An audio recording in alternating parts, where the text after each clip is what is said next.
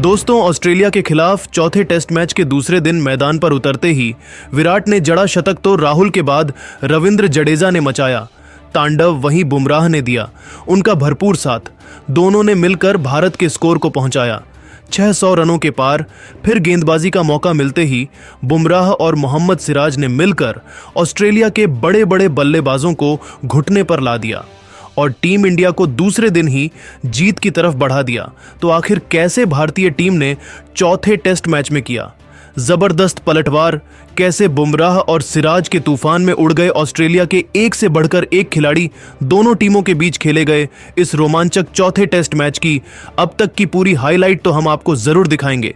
लेकिन उससे पहले आपको क्या लगता है, टीम इंडिया इस बार बॉर्डर गावस्कर ट्रॉफी अपने नाम कर पाएगी या फिर नहीं? अपनी कीमती राय नीचे कमेंट करके जरूर बताइए। दोस्तों, 1-1 से बराबरी पर खड़ी बॉर्डर गावस्कर ट्रॉफी में इंडिया और ऑस्ट्रेलिया के बीच मेलबर्न के मैदान पर एक कांटे का मैच खेला जा रहा है, जिसमें टीम इंडिया को पहले बैटिंग करने का मौका मिला और पहले दिन का खेल खत्म होने तक भारत ने 86 ओवर में 6 विकेट गंवाकर 440 रन बनाए हैं, जिसमें सबसे बड़ा योगदान खुद यशस्वी जायसवाल ने दिया। 156 रनों की बेमिसाल पारी खेली तो वहीं उनका साथ बखूबी केएल राहुल ने भी निभाया। भले ही वह शतक ना लगा सके हो, लेकिन उन्होंने 79 रनों की लाजवाब पारी खेली। विराट भी पहले दिन का खेल खत्म होने तक 98 रन बनाकर नाबाद रहे। ऐसे में जब दूसरे दिन का खेल शुरू हुआ तो पहले ओवर में ही विराट कोहली ने एक खूबसूरत कवर ड्राइव से चौका बटोरकर अपनी शानदार सेंचुरी पूरी करी, अपने बल्ले का इस्तकबाल किया। लेकिन तभी 102 रन बनाकर वह स्टार्क को अपना विकेट ले बैठे तो इस गेंदबाज ने केएल राहुल को भी आउट कर अचानक से टीम इंडिया को बैकफुट में धकेल दिया था, जहां राहुल 81 रन बनाकर पेवेलियन लौट गए। ऐसे में अब मैदान पर मोर्चा संभालने सर रविंद्र जडेजा के साथ जसप्रीत बुमराह आए। इन दोनों बल्लेबाजों ने भी रनों की रफ्तार बिल्कुल कम नहीं होने दी। एक के बाद एक इन दोनों खिलाड़ियों ने शानदार चौके लगाए। जडेजा आक्रामक अंदाज में नजर आ रहे थे। जडेजा का बल्ला रुकने का नाम नहीं ले रहा था। हर गेंदबाजों की बेरहमी से कुटाई कर रहे थे। देखते ही देखते भारत का स्कोर 480 रनों के पार पहुंच गया। पहले सेशन में भी टीम इंडिया ऑस्ट्रेलिया पर हावी नजर आ रही थी। जडेजा तेजी से टीम के लिए रन बटोर रहे थे, वहीं उनका बखूबी साथ बुमराह बखूबी निभा रहे थे। इन दोनों खिलाड़ियों के बीच देखते ही देखते 50 रनों की साझेदारी पूरी हो गई। दोनों खिलाड़ियों के बीच एक अच्छी साझेदारी पनपती हुई नजर आने लगी। ऑस्ट्रेलिया के कप्तान और गेंदबाज पूरी तरह से हैरान और परेशान हो गए। उन्हें लगातार विकेट की तलाश थी, लेकिन यह दोनों बल्लेबाज मैदान पर सेट हो चुके थे। दूसरा दिन भी भारत के नाम होता हुआ नजर आ रहा था। जडेजा टेस्ट मैच को T20 के अंदाज में खेलना शुरू कर दिए, वहीं जसप्रीत उन्हें भरपूर स्ट्राइक दे रहे थे। देखते ही देखते रविंद्र जडेजा अपने अर्धशतक की तरफ बढ़ गए और गेंदबाजी करने आए नेथन लियोन की गेंद पर बेहतरीन चौका जड़कर जडेजा ने अपनी 50 भी पूरी कर ली और धीरे धीरे भारत का स्कोर 530 रनों तक पहुंच गया। टीम इंडिया मैच में पूरी तरह से हावी हो गई। बुमराह और जडेजा भारतीय टीम के लिए तेजी से रन बटोर रहे थे और वह लम्हा आते देर नहीं लगी।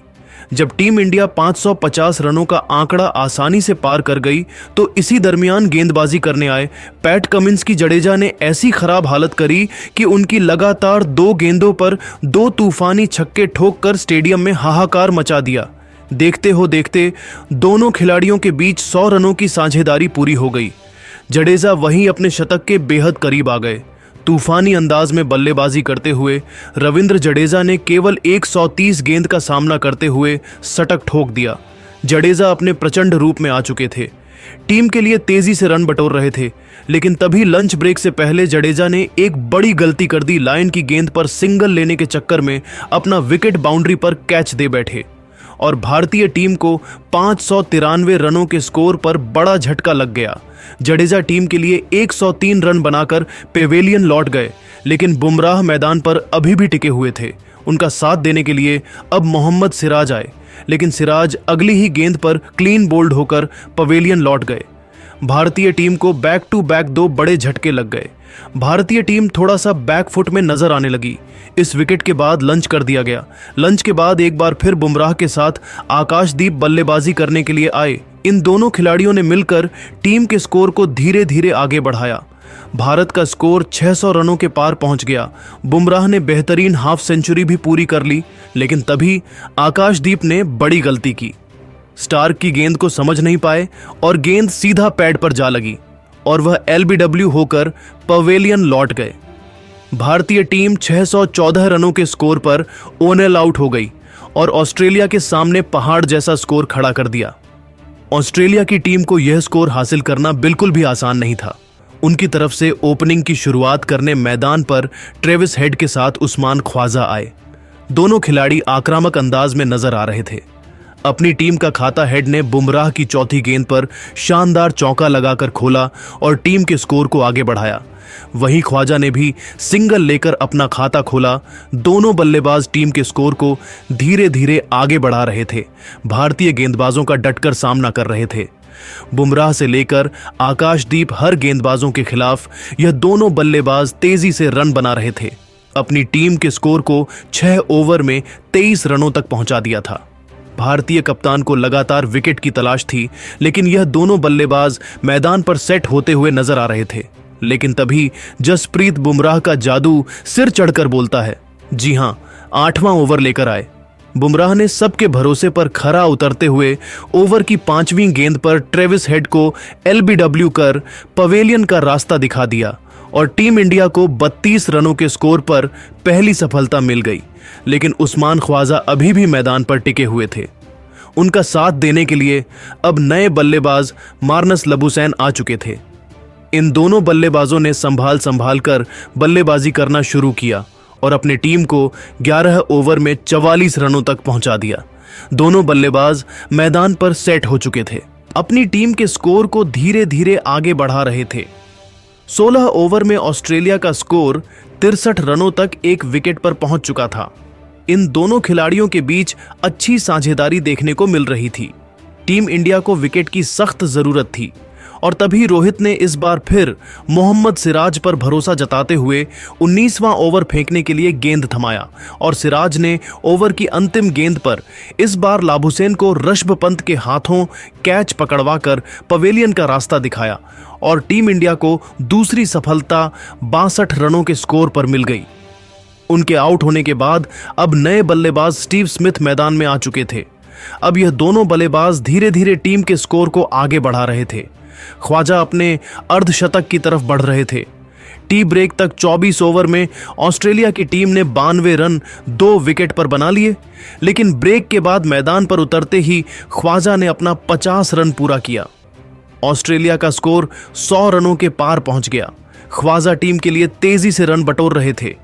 इनका बल्ला रुकने का नाम नहीं ले रहा था। वही स्मिथ भी टीम इंडिया की नाक में दम कर चुके थे, लेकिन तभी भारत की तरफ से 12वां ओवर लेकर आए एक बार फिर बुमराह और इस बार उन्होंने ओवर की दूसरी गेंद पर सबसे बड़ी मछली उस्मान ख्वाजा को पवेलियन का रास्ता दिखाकर टीम इंडिया को तीसरी सफलता 128 रनों के स्कोर पर दिला दी। स्मिथ मैदान पर टिके हुए थे। उनका साथ देने के लिए अब मिचेल मार्श आ चुके थे। इन दोनों बल्लेबाजों ने भी मिलकर अपनी टीम की पारी को संभाला। विकेट खोने का बिल्कुल भी नाम नहीं ले रहे थे। धीरे धीरे स्कोर को आगे बढ़ा रहे थे। 40 ओवर में ऑस्ट्रेलिया का स्कोर 159 रनों तक पहुंच गया था। यह दोनों बल्लेबाज भी एक अच्छी साझेदारी की तरफ बढ़ रहे थे। भारतीय गेंदबाजों को विकेट लेना बहुत मुश्किल हो रहा था। मैदान पर गेंदबाज संघर्ष करते हुए नजर आ रहे थे। देखते ही देखते स्मिथ ने अपना अर्धशतक ठोक दिया। दोनों खिलाड़ियों के बीच 50 रनों की साझेदारी भी हो गई, लेकिन तभी कप्तान रोहित ने एक बार फिर मैच में ट्विस्ट ला दिया। बॉलिंग स्पेल में बदलाव कर 46वां ओवर फेंकने के लिए जडेजा को गेंद थमाई और जडेजा ने ओवर की दूसरी ही गेंद पर स्मिथ को पवेलियन का रास्ता दिखाकर टीम इंडिया को 197 रनों के स्कोर पर चौथी सफलता दिला दी। स्मिथ अपनी टीम के लिए 65 रन बनाकर पेवेलियन लौट गए। अब मिचेल मार्श अभी भी मैदान पर टिके हुए थे। उनका साथ देने के लिए अब एलेक्स कैरी आ चुके थे, लेकिन जसप्रीत बुमराह के आगे यह भी मैदान पर टिक नहीं सके, केवल 3 रन बनाकर पेविलियन लौट गए और भारतीय टीम को 201 रनों के स्कोर पर 5वीं सफलता मिल गई। ऐसे में अब मिचेल मार्श के साथ बल्लेबाजी करने के लिए खुद ऑस्ट्रेलिया के कप्तान पैट कमिंस आए।